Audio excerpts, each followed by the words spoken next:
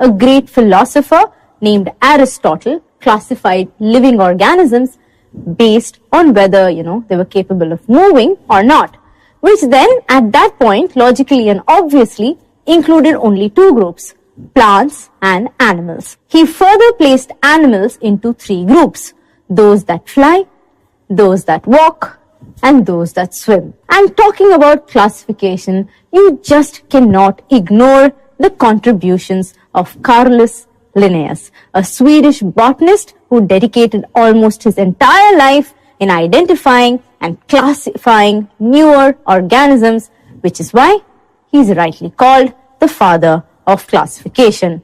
So for terms like order, species, family, and so on, you need to thank Linnaeus. If you look back at what happened in 1735, Linnaeus furthered Aristotle's thoughts and classified organisms into two kingdoms, Vegetabilia, which I'm sure you guessed are the vegetables, and Animalia, animals of course, the two kingdom classification. But this classification wasn't universally accepted because of some obvious reasons, which you're going to understand now. 1. What do you do with a protozoan like Euglena that possesses characteristics of both plants and animals? That is, it has chlorophyll like plants and it can move like an animal because of its flagellum. Then, there is no proper distinction between prokaryotes and eukaryotes, like in the case of bacteria. It doesn't have a nuclear envelope. It doesn't have membrane-bound cellular organelles. But they were placed in the plant group at that point.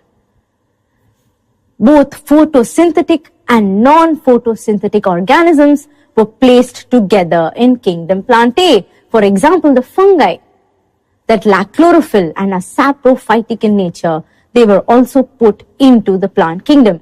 Next, organisms like lichens do not fall either in the animal or the plant kingdom. They're just too primitive, right, to be in either of them.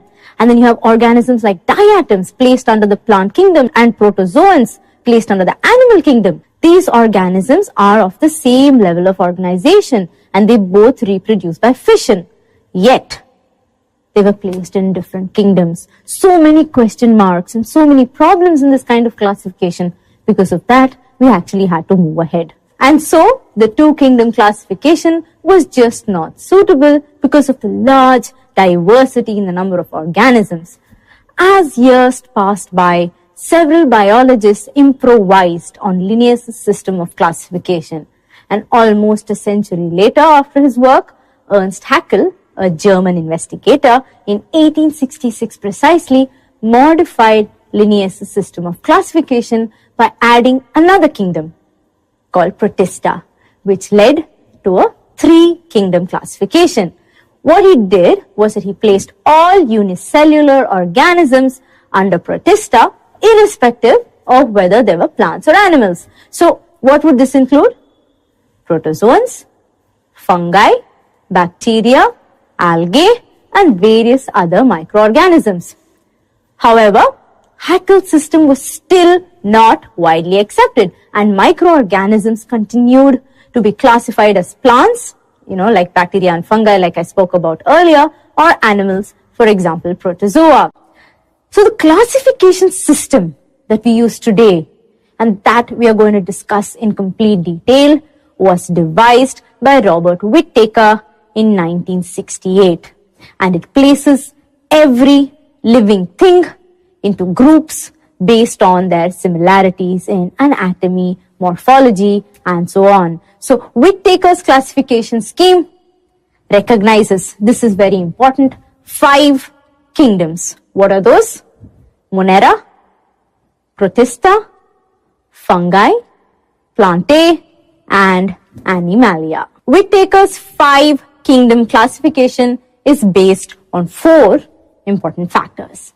Number 1, how complex the cell structure is. So, you have a simple primitive cell called a prokaryotic cell, as in the case of a bacteria and algae, and the second type of a cell called a eukaryotic cell, which has a complex structure, like in a fungus, a plant, or an animal.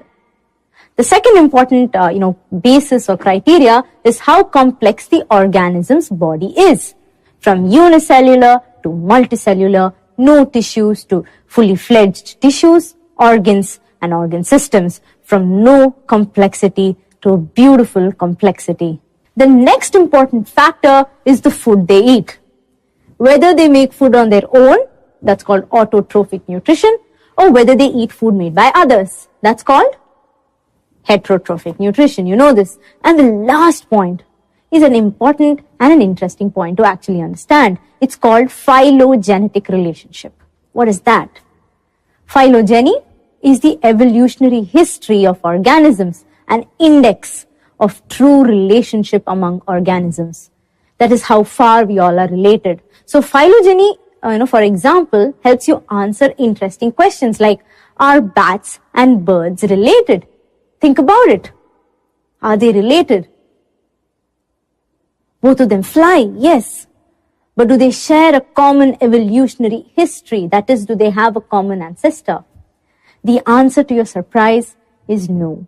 They are not related. Yes, they both use their wings to fly, but bats are mammals that are born alive from their mothers. And birds, well, you know this, they lay eggs and they belong to the class Aves. So all kingdoms are arranged to show the probable phylogenetic relationships based on, fossils and maybe other evidences. And now what we're going to do is visit these kingdoms one by one. Understand what made them come together under the banner of a single kingdom.